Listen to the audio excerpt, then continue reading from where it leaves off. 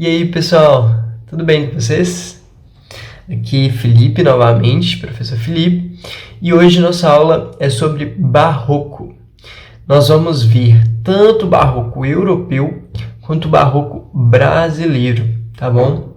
E só para contextualizar vocês, pessoal, em relação às aulas daqui em diante, o que vai acontecer? No novo cronograma que nós fizemos para compreender até o dia do Enem, que vai ser em janeiro, nós vamos alternar as aulas da seguinte forma. Vamos ter aulas de teoria, aulas de conteúdo, como essa que eu vou dar hoje de barroco, e nas aulas seguintes a essas aulas, nós vamos tratar de interpretação com questões envolvendo esse conteúdo. Então, vão ser aulas mais aplicadas à interpretação e mais aplicadas a questões de vestibular, beleza? Para que vocês possam materializar todo esse conteúdo, materializar tudo que vocês estão pegando de informação dentro das questões, que é muito importante para que vocês tenham uma boa avaliação, uma boa nota dentro do vestibular, entende? É preciso se familiarizar com essa abordagem do vestibular, para que vocês possam não ter nenhuma surpresa quando chegar a hora, certo? Então, a importância de sempre fazer os exercícios e tudo mais. E hoje, portanto, como eu já disse, nós vamos tratar do barroco, mas vai ser essa nossa dinâmica daqui em diante, beleza, pessoal? Então, olha só, hoje, tratando do barroco, a gente pode ver que existe um outro nome para esse mesmo movimento, que é o nome de seiscentismo. Por quê? Olha só, nós tínhamos acabado de ver quinhentismo, que foi um movimento dos anos 1500, compreendido no século XVI. Agora nós estamos no século XVII, nos anos 1600, né? A partir dos anos 1600. Portanto, seiscentismo, entendido? Enquanto em 1500 nós temos o quinhentismo, agora nós temos o seiscentismo. No barroco, os séculos vão ser século XVII, ou seja, anos 1600, e o século XVIII, anos 1700. Beleza? Como eu disse, hoje nós vamos ver o barroco europeu e o barroco brasileiro.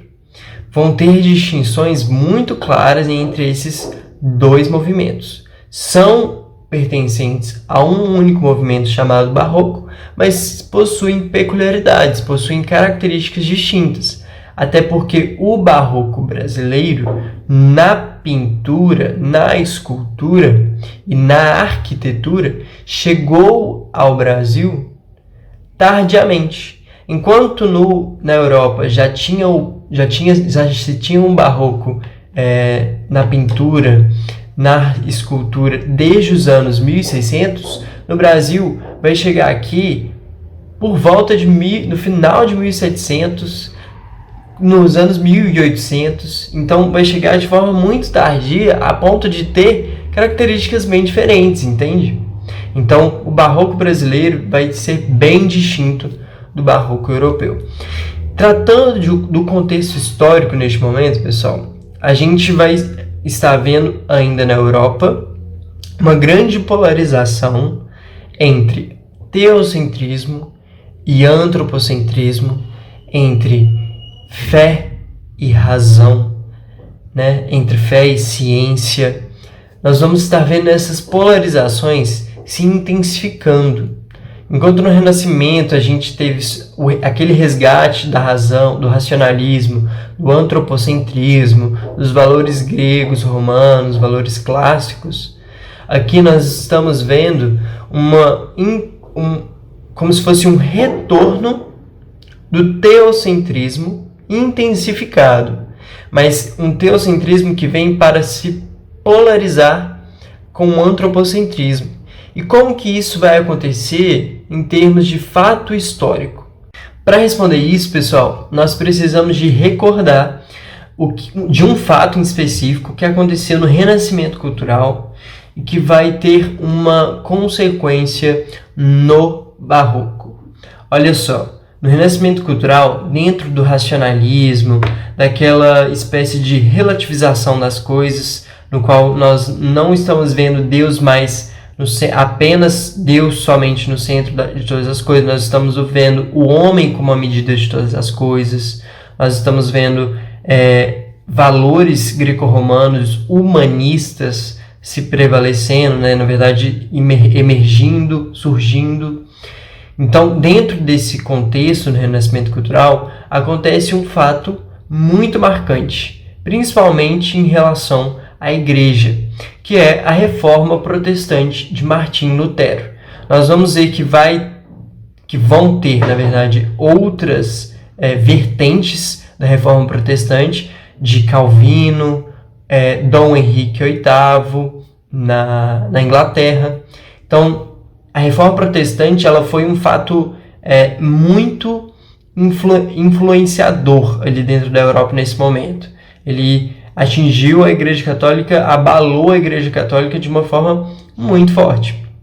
Então, no Barroco, o que nós estamos vendo como parte desse contexto, continuação desse contexto, é o movimento de contra-reforma da Igreja Católica. A Igreja agora, ela se vê como ainda mais, ela se vê muito mais na necessidade de financiar obras artísticas que vão enaltecer o plano celeste, que vão enaltecer o divino, a ponto de ela não ser abalada, a ponto dela conseguir se resguardar dessa reforma protestante que aconteceu. Então, ela se vê num momento em que ela precisa convencer os fiéis que ela tinha perdido, convencer as pessoas que estavam totalmente crentes de tudo que ela sempre havia pregado, de que realmente ela está certa, de que realmente a fé cristã está corretíssima, né? Na verdade, a Reforma Protestante de Lutero, ele não vai contra a fé cristã, ele vai contra a instituição, né? Ele vai contra alguns pontos, alguns aspectos da instituição.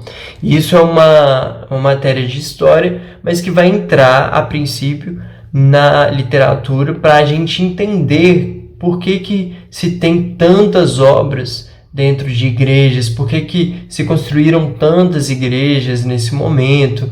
Então, é exatamente por isso, tá, pessoal? Nós estamos vivendo o movimento de contra-reforma da igreja. A igreja quer se reafirmar novamente, ela quer se resguardar novamente de todas as críticas, de tudo aquilo que veio no Renascimento como confronto. Entendido? Então, vamos adentrar ao Barroco de fato? Pessoal, eu tirei o óculos porque eu percebi que estava tendo uma espécie de reflexo no óculos e eu acho que pode ter atrapalhado esse início da aula. Desculpa aí mesmo, e de não ter percebido isso antes, tá bom? Mas agora eu acho que vai ficar bacana. Olha só, no Barroco, nós vamos tratar, a princípio, de contrastes. Esse contraste que eu estou falando para vocês, político, ideológico, que acontecia na Europa nesse contexto, ele vai se refletir totalmente no Barroco. Essa mesma oposição entre teocentrismo, antropocentrismo, entre fé, razão, né? Entre coisas sacras e coisas hedonistas, né? Hedonismo, toda essa oposição que está ocorrendo no âmbito ideológico, no âmbito político, a gente vai ver no Barroco, na produção artística. Beleza? O Barroco é a estética, ou seja, é a linguagem dos contrastes, é a linguagem dos opostos. Nós vamos ter várias palavras para denotar essa questão de contraste e oposição. Por exemplo, dualidade, vai ser uma palavra que vocês podem encontrar em alguns vestibulares. Dicotomia, que também é uma palavra que significa a mesma coisa. Polarização, né, que eu já falei essa palavra aqui com vocês. Antagonismo, essa ideia de ter uma coisa antagônica à outra, que também gera um contraste, gera uma oposição, né? O barroco vai lidar com isso, com antagonismos, dualidades, dicotomias, oposições, contrastes, de fato, beleza? E é lidando com contrastes que o barroco vai concretizar uma estética, novamente dizendo que é linguagem, tá? Com uma estética exagerada. Ele vai produzir esses contrastes de forma muito exagerada, de forma hiperbólica. E sendo a hipérbole uma própria figura de linguagem muito presente no barroco, na produção literária do barroco, mas também em outras produções artísticas. Além da hipérbole, a gente vai ter a antítese e o paradoxo. A gente pode ver essas três figuras de linguagem que eu disse para vocês agora como pilares do barroco, beleza? Hipérbole, antítese e paradoxo. Outro nome para paradoxo é oxímoro, tá bom? Mas geralmente o que se cobra é paradoxo. Em relação a essas três figuras de linguagem, nós vamos perceber que, eu não sei se vocês recordam os significados, a antítese se trata de oposição de palavras. Nós temos luz, sombra, tristeza, alegria. Nós temos claro, escuro. Então, essa oposição de palavras concretiza a antítese. Agora, no paradoxo, nós também temos uma oposição, mas é, em geral, uma oposição acentuada, ou seja, uma antítese mais acentuada, a ponto de fundir os opostos, a ponto de juntar os opostos e gerar um sentido. Esse é o paradoxo. Então, muitos autores falam que o paradoxo é uma oposição de ideias. Pode ser também, mas entender que essa oposição de ideias gera um sentido. Ela é tão acentuada, ela é tão intensa, essa oposição é tão intensa que gera um sentido, que gera um conceito, entende? Então, isso é um paradoxo. É uma antítese mais desenvolvida, percebe? E a hipérbole é exatamente a figura do exagero, né? De trazer as coisas de forma muito mais exagerada, de tentar aumentar muito mais as coisas do que elas são. E isso vai ser preponderante no barroco também. Beleza, pessoal?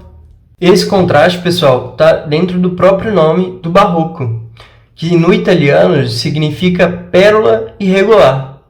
Enquanto pérola é um objeto muito valoroso, é um objeto de muito valor, que além de ser de muito valor, é um objeto muito bonito, é um objeto muito brilhoso, nós estamos vendo que ele é irregular e ele é imperfeito. Ou seja, o barroco ele tenta ser bonito, mas por ter exagero, é um movimento falho, é um movimento errôneo na visão neoclássica.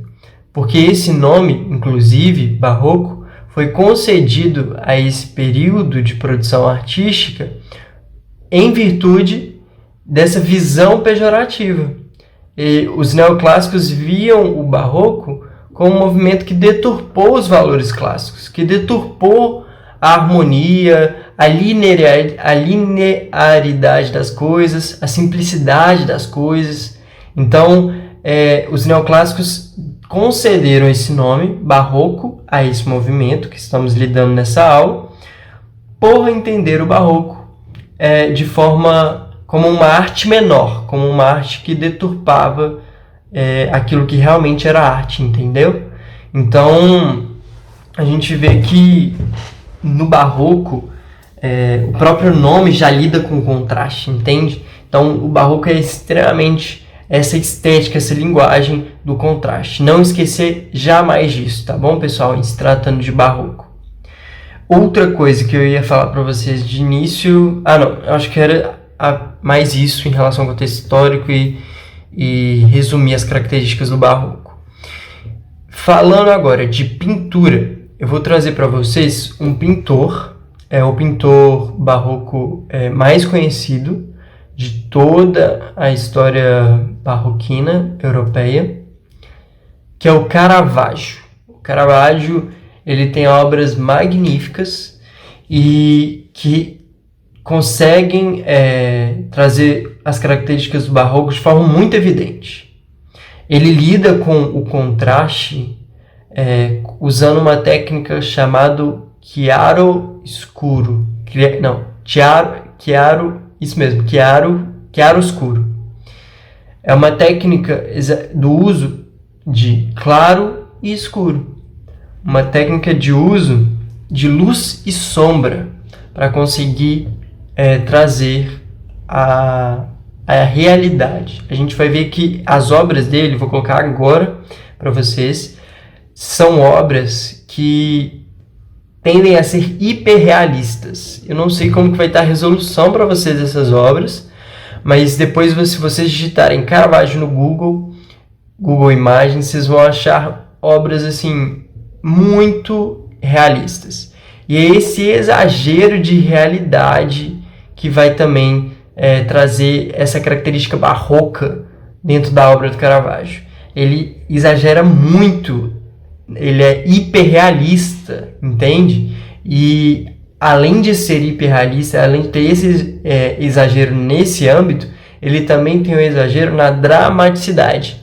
Perceba que as obras dele possuem muita teatralidade, muito movimento teatral. Não é nada muito simples, não é uma expressão simples de ser compreendida, de ser definida. É uma expressão bem hiperbólica, uma expressão bem... Nossa, sabe? Não sei explicar, mas é uma expressão muito mais do que seria dentro da simplicidade do Renascimento, entende? Então, a gente percebe essas características barroquinas dentro da obra de Caravaggio. São obras muito lindas. Eu ia falar para vocês agora, eu esqueci, deixa eu tentar lembrar, da transitoriedade. Um tema muito recorrente no barroco, como eu falei para vocês, é a efemeridade da vida, é a vida passageira. E isso a gente vai ver dentro da obra de Caravaggio por meio desse movimento. A gente percebe muitas vezes que a obra de Caravaggio está tratando de uma dinâmica, de uma situação dinâmica, de uma situação com movimentos. E isso está dentro da própria teatralidade também, dessa própria dramaticidade que a gente percebe na obra de Caravaggio. Outro artista que vai ser muito importante no contexto do barroco europeu vai ser o Bernini. O Bernini é um escultor italiano e ele possui duas obras muito importantes dentro desse contexto. Vou colocar as duas aí, e uma delas é a Êxtase de Santa Teresa. Essa obra é uma obra ficou muito famosa nesse contexto europeu, por conta da história de Santa Teresa, porque envolvia sexualidade da Santa Teresa, que via no anjo uma certa, vamos dizer assim, um certo gosto sexual, certo? E Bernini trouxe isso de forma mais sacra, de forma que as pessoas não percebessem essa sexualidade que Santa Teresa denotava quando ela escreveu em um diário que estava apaixonada por um anjo e tudo mais, né? Enfim, não vou entrar nessa história, que ela é até um pouco polêmica, mas é entender que Caravaggio e Bernini foram principais artistas do barroco europeu. Caravaggio dentro da pintura, com obras magníficas, como eu mostrei para vocês, e Bernini dentro da escultura, com obras também igualmente magníficas, como eu estou mostrando para vocês. Tá bom, pessoal? É isso de barroco europeu. No barroco brasileiro, pessoal, nós vamos ver muitas diferenças. Acontece, como eu já disse, que o barroco brasileiro é tardio. O barroco só chega no Brasil por volta do final dos anos 1700. Então, nós vamos ver muitas diferenças. Características de outros movimentos, características, na verdade, adjacentes e singulares, peculiares, vão ocorrer no barroco brasileiro. Existe um nome que alguns autores utilizam para o barroco brasileiro, que é o nome de Rococó. Nós vamos ver que existem dois artistas que preponderam no Barroco, que são Mestre Ataíde e Aleijadinho, e que utilizam do Rococó nas suas obras. Rococó por quê? O Rococó é uma palavra que significa certa suavidade, certa leveza nas obras. E isso é uma espécie de contraste, uma espécie de diferença, na verdade, com o Barroco europeu. Porque o Barroco europeu ele frisa muito mais a obscuridade, essa sobriedade, esse contraste muito grande de claro e escuro, de luz e sombra sempre, né? E Mestre Ataíde e Aleijadinho nem sempre trabalham com isso. Eles possuem essa influência, mas eles trazem certa característica singular, como se diz, característica pessoal para a obra. Eles possuem certa personalidade na obra e não se enquadram tanto, não se formatam tanto com o Barroco europeu, entende? Essa é a principal diferença entre o Barroco europeu e o Barroco brasileiro. A gente pode perceber, por exemplo, nas obras de Mestre Ataíde, que ele possui muita suavidade, muita leveza nas cores que ele utiliza na obra. Ele utiliza muito vermelho, um vermelho roseado, né? um azul celeste. Então, assim, é certa suavidade que no Barroco raiz não existe, né? E Aleijadinho, por outro lado, ele vai apresentar nas suas obras características muito peculiares. Ele, por exemplo, o próprio material no qual no qual haverá sua escultura, no qual ele vai esculpir, é muito distinto do material que Bernini esculpia. Enquanto Bernini esculpia em mármore, ele estava esculpindo em pedra-sabão, né? Então, assim, é uma distinção que vai das condições que Aleijadinho tinha para a sua arte, e além das condições das referências que ele traz em sua obra. A gente percebe que os traços presentes na obra de Aleijadinho são bem diferentes dos traços presentes na obra de Bernini. E isso é muito por parte da percepção popular que Aleijadinho tinha da sociedade. Na verdade, Aleijadinho não era uma pessoa crítica em suas obras. Ele não trazia críticas à sociedade, crítica política, ideológica em suas obras. Mas ele apresentava uma singularidade nas suas obras. Os traços são populares que ele traz, né, nas suas esculturas, entende? Então, essa é uma principal diferença também das obras de Aleijadinho do Barroco raiz europeu. E outra coisa que eu queria falar para vocês em relação a isso era sobre as igrejas barrocas.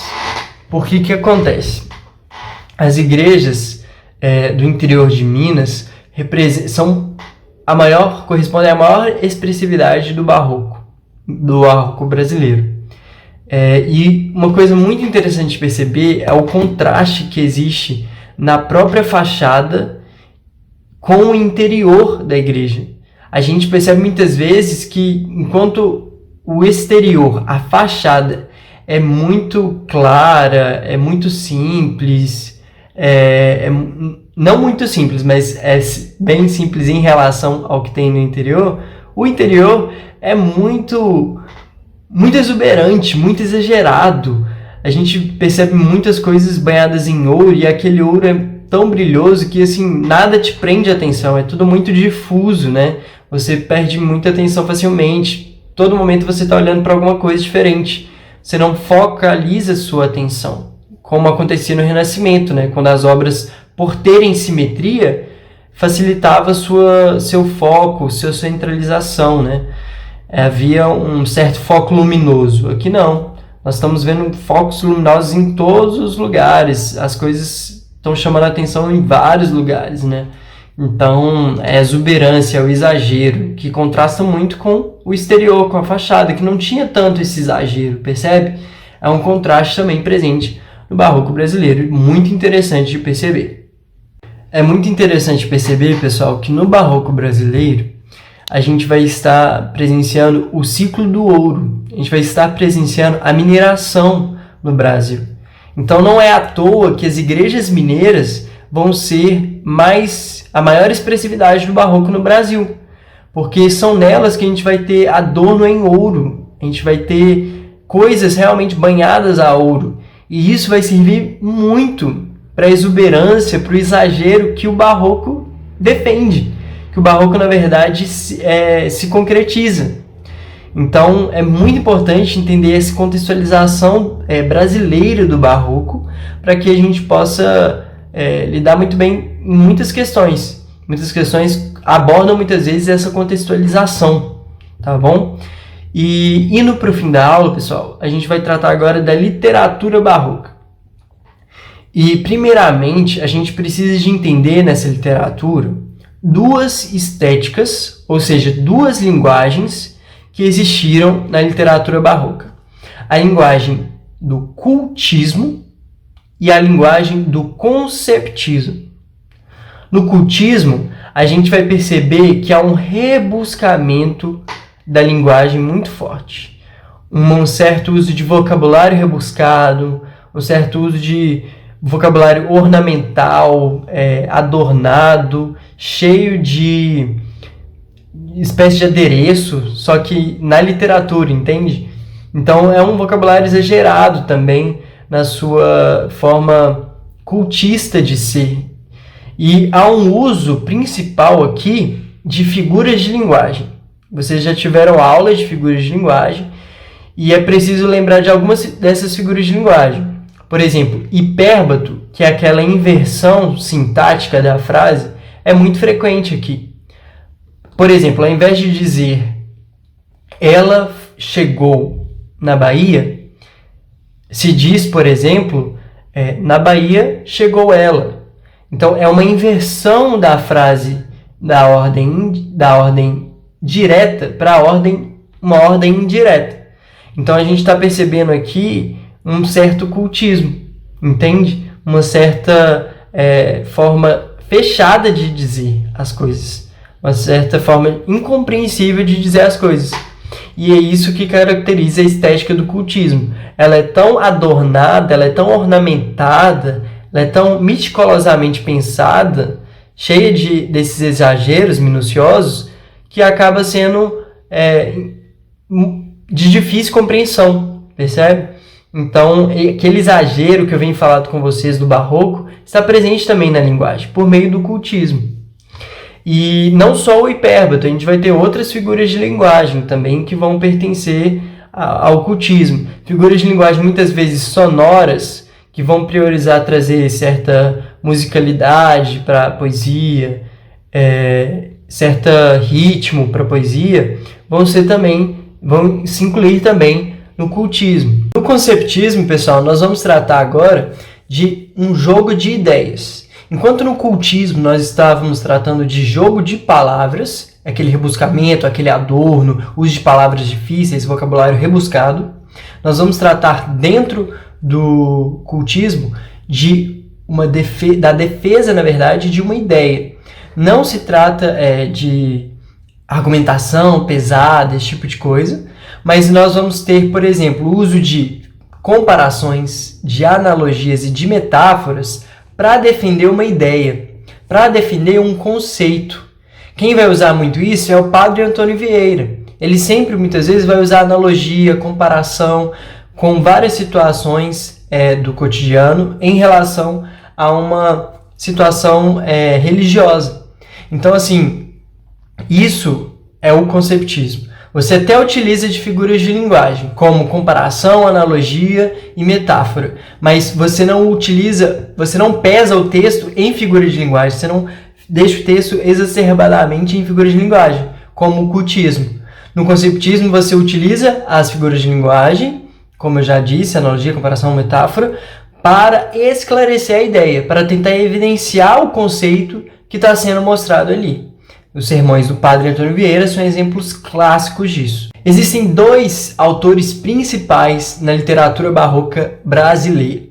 Gregório de Matos, que vai trabalhar no gênero lírico na poesia, e Padre Antônio Vieira, que vai trabalhar com o gênero de sermões. Gregório de Matos foi um dos maiores poetas brasileiros e, sem dúvida, o maior poeta brasileiro no movimento do Barroco. A sua poesia é dividida em poesia religiosa, poesia satírica e poesia amorosa. No entanto, ele ficou muito mais conhecido pelas suas poesias satíricas do que por seus outros tipos de poesia. Por quê? Na verdade, as poesias satíricas concederam a ele um apelido, um outro nome, pelo qual ele ficou muito mais conhecido, que foi Boca do Inferno. Por quê? Porque Gregório de Matos não tinha escrúpulos ao dizer algo sobre os outros. Ele sempre fazia críticas ácidas a tudo e a todos, e a todo vapor, de forma muito intensa, né? Eram críticas realmente ácidas, realmente muito veementes, vamos dizer assim.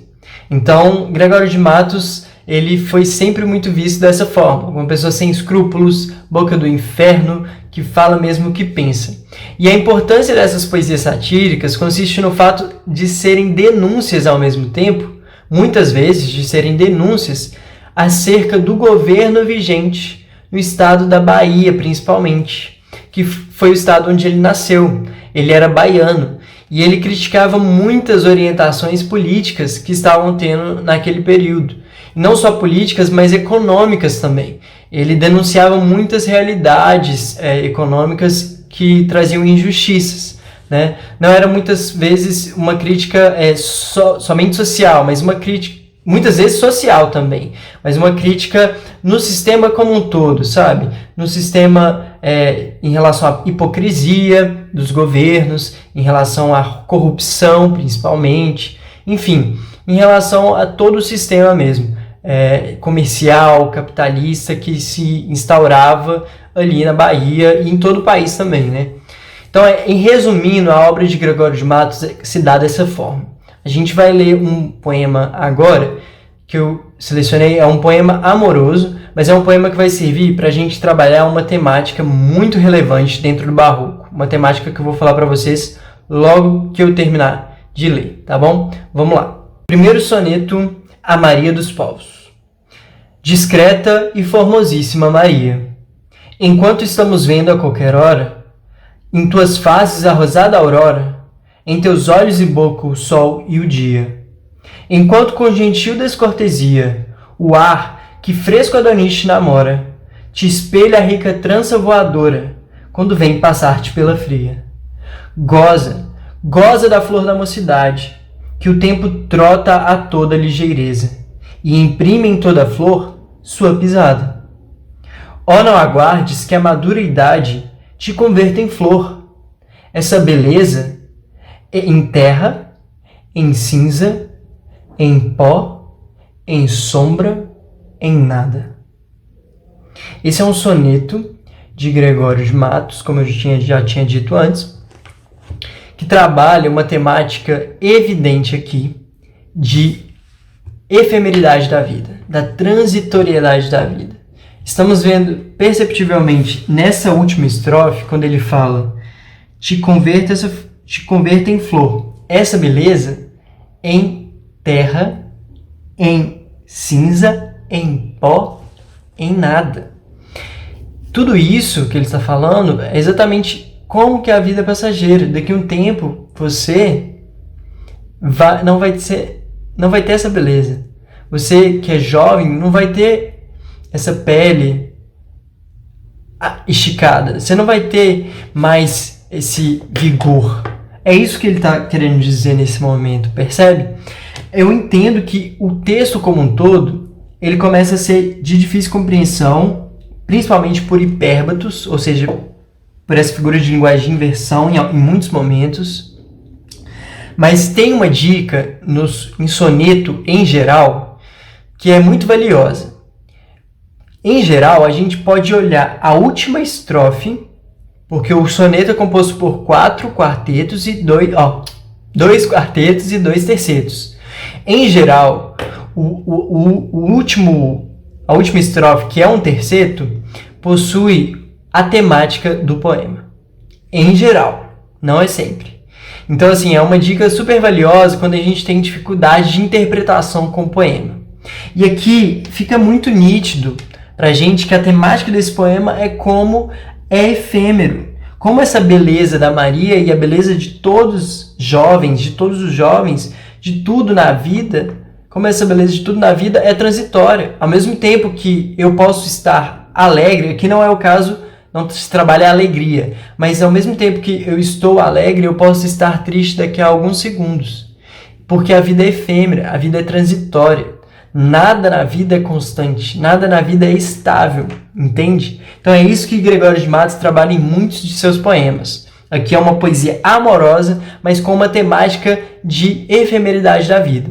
Existe uma expressão em latim que exemplifica muito essa efemeridade da vida, que chama carpe diem. Carpe diem é uma expressão que significa aproveite o dia, mas que materializa exatamente essa efemeridade, essa transitoriedade, essa percepção de que a vida passa, de que a vida é passageira, de que tudo na vida é passageiro, né? Então, Gregório de Matos, eu creio que assim, deu para vocês entenderem um pouco mais, tomara, na verdade. E é exatamente isso, é essencial perceber que ele é conhecido como Boca do Inferno, pelas suas poesias satíricas, que vocês vão ver na próxima aula, com certeza, em questões de interpretação. E é mais isso. Agora vamos tratar do Padre Antônio Vieira. Padre Antônio Vieira, como eu já disse, compôs, na verdade, vários sermões, e como qualquer padre naquele contexto colonial, tinha o objetivo de catequizar. Não agora catequizar mais índios, né? Mas catequizar todo o povo brasileiro que se formava ali. Todos aqueles gentios, né? Uma expressão utilizada dentro da religião.